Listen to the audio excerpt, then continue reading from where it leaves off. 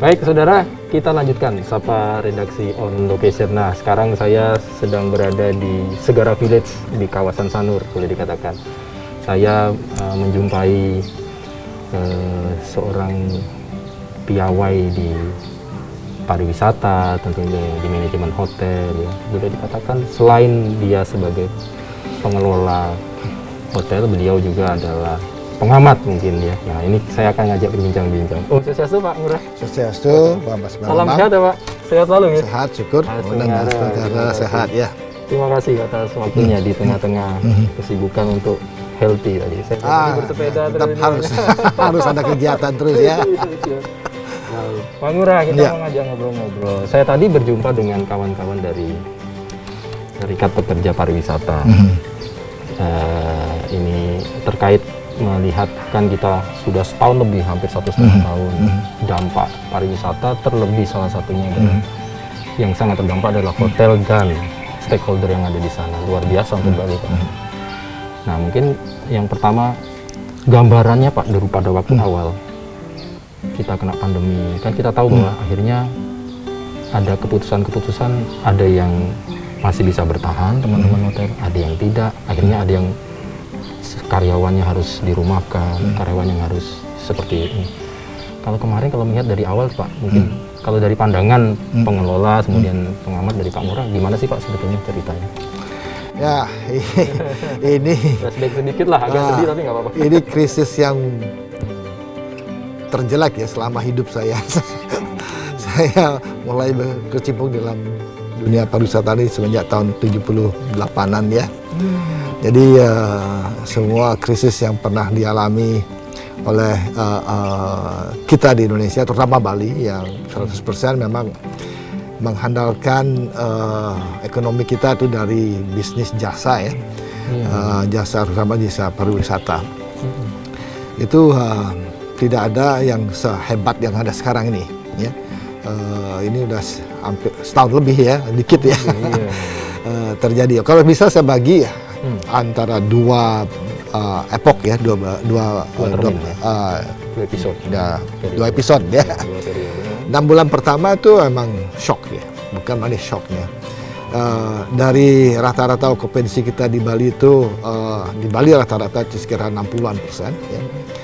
Dan jumlah kedatangan per tahunnya bisa mencapai melebihi 15 juta ya, domestik internasional dan domestik ya, tato nol ya, dalam sekejap, dalam hitungan minggu itu nol gitu. Ini yang buat shock. Ini shock berat sekali, shock berat dari semua orang ya, bukan kita di pelaku pariwisata, dari asosiasi pariwisata, pekerja dan sebagainya, itu shock semua ya. Tidak ada yang pernah menyangkakan begini jadinya. Banyak yang dilakukan oleh pengusaha-pengusaha ini, ada menutup hotelnya, ada meliburkan semua karyawannya, karena nggak tahu apa yang harus kita lakukan ya. Tidak ada angin segar atau bercahaya di depan gitu, nggak bakal kelihatan, semuanya negatif terus ya. Berita itu semuanya negatif. Ada sedikit pada waktu bulan Juli itu ada kelihatan sedikit, mungkin ini akan kembali tahun yang lalu ya. Dan itu terlewat. Justru jumlah COVID itu tambah naik terus ya. Oktober juga begitu, juga tambah naik terus ya. Nah sekarang juga 6 bulan kedua ini mungkin kita lebih sedikit beradaptasi dengan situasi, beradaptasi ya. Dengan situasi juga belum tahu juga. Belum nggak ada cerah sama sekali, sinar tuh sama sekali nggak ada. Jadi ya kita tuh semuanya masih menunggu lah ya, apalagi yang terakhir ini ada berita di India tuh sudah bukan main naiknya, dan banyak orang India akan masuk kemari. Tadi kita udah siap-siap untuk mengadakan bulan Juli yang ini. Itu prediksi dari ada hope, prediksi dari kementerian, dari banyak orang juga, kita juga push juga dari industri supaya ini bisa dibuka secepat mungkin, karena nggak mungkin orang bisa bertahan setahun ya tanpa ada apa-apa ya. Nah ini selama 1 tahun ini ya semua orang makan tabungan ya. Hanya tabungan bisa, karena nggak bisa kita lakukan, kita mempunyai aset umpamanya mau kita cash kan untuk membayar semua kewajiban, itu pun nggak mungkin kan bisa, karena bank tidak akan melakukan itu atau tidak ada yang mau beli juga. Ya tidak ada, bank pun melihat tidak ada proyeksi lah ya. Proyeksi ya, kemampuan kita untuk bisa membayar kapan gitu loh. Jadi ya itu nggak mungkin akan bisa keluar ya. Jadi ini kan kalau kita melihat kasus, akhirnya memang pekerja ini harus ada yang mungkin harus hanya 50% penerimaannya, bahkan harus ada yang juga terpaksa dalam tanda kutip dirumahkan ya. Karena memang kondisi dari pengusaha sendiri memang sulit. Sudah tidak bisa kita lakukan apa-apa lagi. Komunikasi dengan perbankan, dengan BI, dengan OJK ya itu sudah berkali-kali kita lakukan. Mereka tidak bisa melakukan apa-apa juga. Ya. Murni makan tabungan ini. Ya, tabungan ini aja yang dan sekarang sudah mau habis semua. Sebetulnya memang tidak ada keinginan dari pengusaha ya untuk melepas karyawan. Oh, nggak ada, karena karyawan itu kan aset kita. Ya, nggak ada karyawan. Kalau bayangin sekarang, kalau umpamanya ini terbuka dan kita nggak punya karyawan, ya nggak mungkin kita kan bisa berusaha. Ya itu merupakan aset kita. Cuma aset kita mati semua gitu loh. Ya, apalagi karyawan yang sudah lama bekerja, yang tahu perusahaan ini, ya itu merupakan aset yang bukan berharganya. Kalau pengalaman Pak Ngurah kemarin dengan kan terdampak juga ya Pak ya. Komunikasi yang dibangun dengan karyawan seperti apa? Ya, sedikit share pengalaman. Saya rasa bukan hanya karyawan, ya semua orang tahu, pemerintah tahu. Pemerintah kita pun ada yang lagi kesusahan likuiditas juga ya. Ya, Pemda kita di Bali ini banyak Pemda yang tidak bisa bayar karyawannya pun juga. Nah, kewajiban dari pihak ketiga pun nggak bisa dilakukan.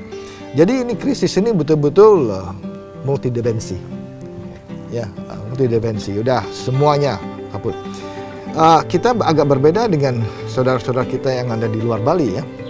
Karena bedanya itu banyak saudara kita di Jawa, Sumatera itu basic ekonomi itu manufacturing atau perkebunan ya, bisa diekspor. Apa bedanya kalau kita melihat ini Bali, kemudian kalau kita melihat yang di luar Bali lah, Indonesia lah, bagaimana pandangan Pak Ngurah?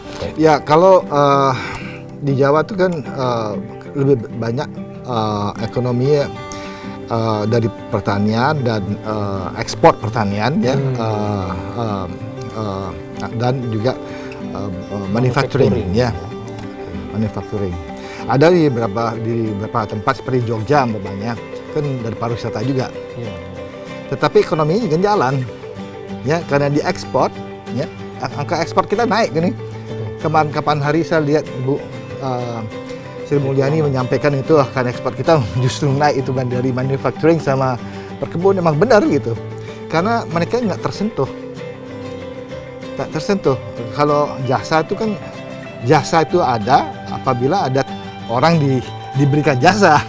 Kalau ada orang yang dilayani. Ada yang dilayani gitu. Jadi Bali sangat jasa. Hampir 80% jasa, karena pertanian kita sama sekali nggak pernah disentuh dulu ya. Dan jeleknya juga sesudah 6 bulan kedua itu ada PSBB itu. Nah, PSBB itu kan ya udah terblok lah, Bali itu udah orang terkunci ya, karena pembatasan.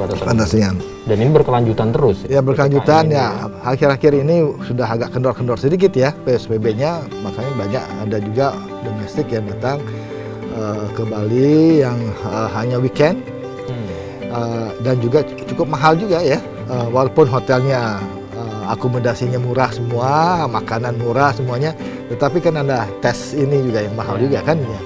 Mempengaruhi juga ya. Oh, itu mempengaruhi juga. Iya.